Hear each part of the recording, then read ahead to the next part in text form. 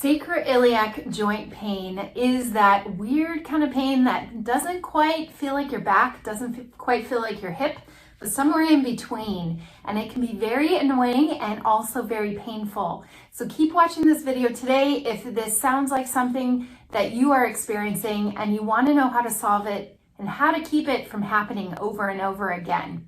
So the sacroiliac joint is that joint between your pelvis and your sacrum, that bottom part of your spine. So this joint right here, it's very mobile because it's held together by ligaments, and especially in females, they can experience this SI joint pain or feeling like your SI joint is out, that is not quite aligned, and maybe you hear a popping, a clicking, and you've had some sharp pain before.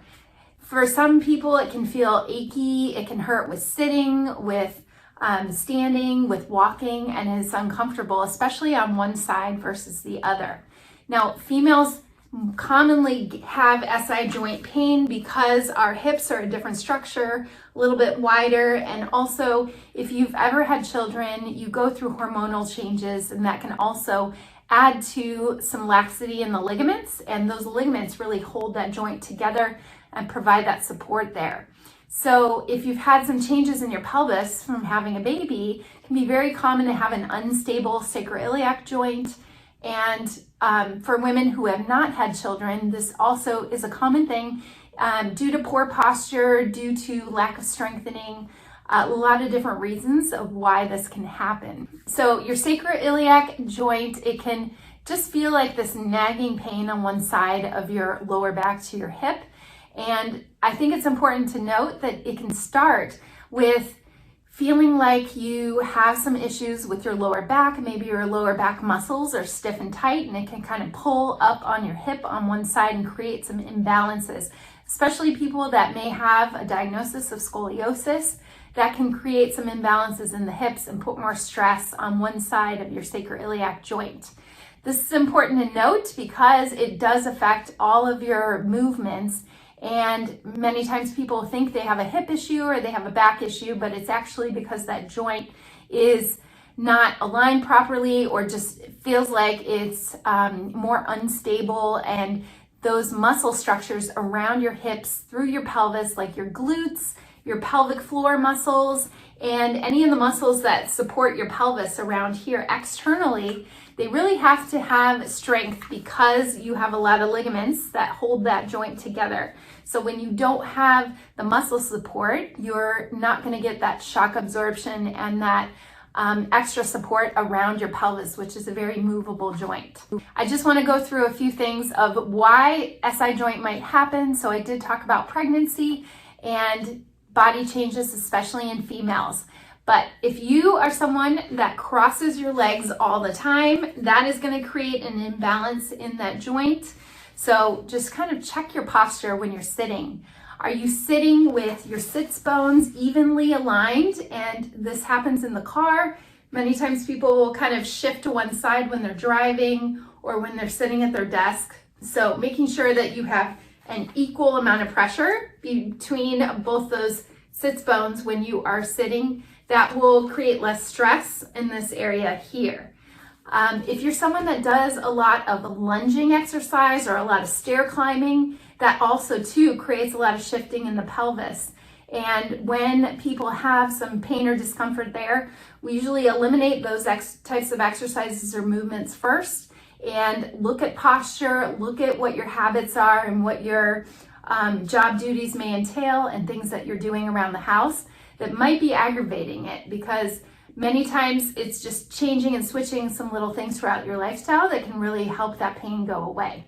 So when you have pain there, sometimes people will feel all of a sudden like a sharp pain in that area. Maybe they reached for something, or they turned over in bed or moved a certain way, and it was already a little unstable, but something jarring really affected that joint and they got a sharp shooting pain there.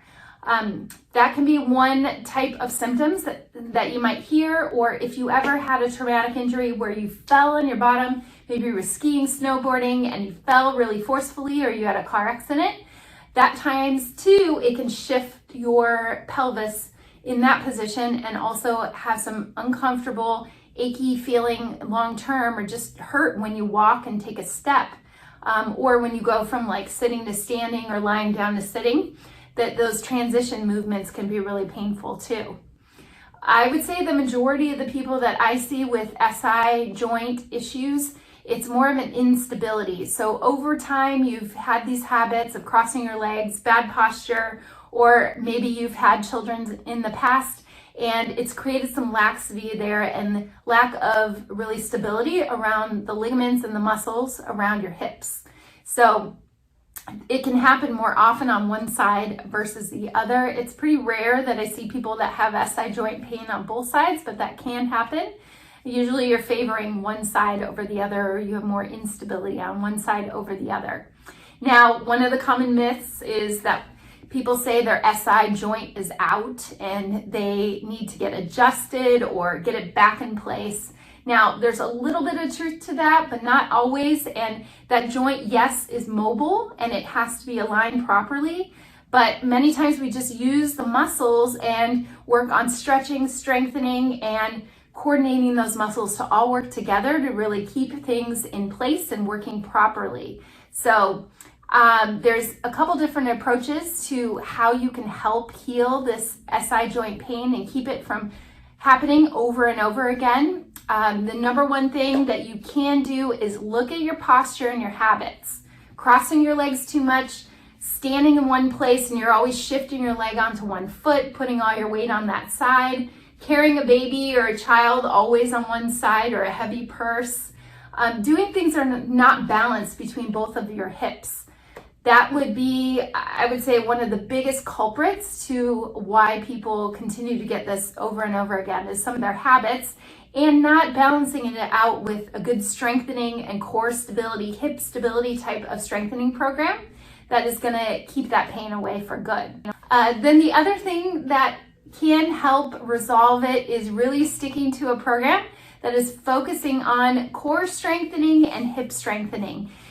We use Pilates because that is one of the best ways to really work on those muscles and encourage that inner core support, your posture, and how you're holding your pelvis and your back when you are sitting and standing. So Pilates is a great way to be able to encourage those muscles to really strengthen and support your SI joint. For other people, there's 3 great exercises that I love to do that can kind of balance out the pelvis. The first one is going to be working on your inner thigh muscles and working on the strength there.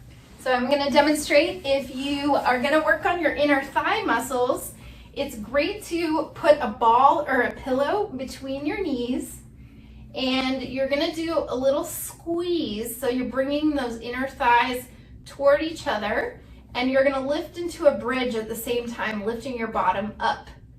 So if you squeeze, use those inner thighs, and then use the glutes and pull the abdominals in, you're going to work that whole area all together to really kind of solidify and stabilize that area together. I like to use a little ball or a pillow. So that's the first exercise that I like to give people.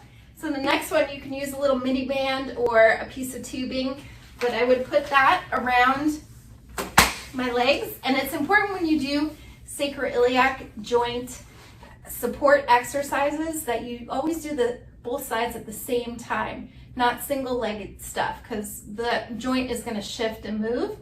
So here I push my knees out against there, so I'm working those muscles, your gluteus medius muscles, and muscles on the outside that support.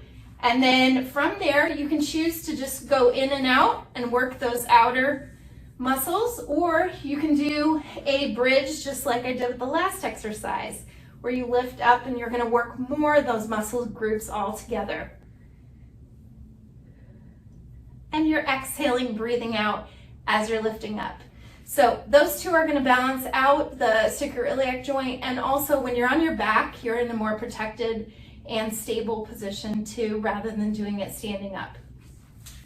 Then I like to address the muscles in front and back that connect to the pelvis. So doing something where you're stretching the hip flexors.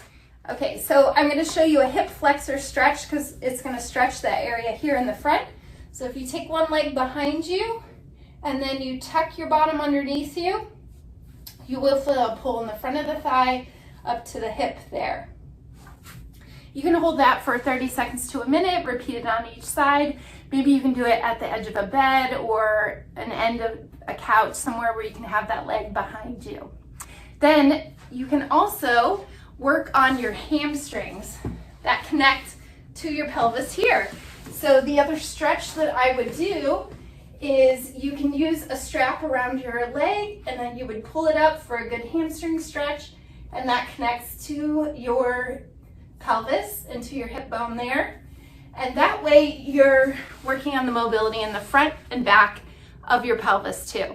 So sacroiliac joint pain is no joke. Sometimes it can be very painful, but if you try those exercises and you are feeling more discomfort with them, you definitely want to go talk to, see a physical therapist in person, someone that can give you the right things for your body. But I find if we're balancing out the front to back and you're working the inner and outer thighs and the glutes and the core all at the same time, that's really going to protect and stabilize that area too.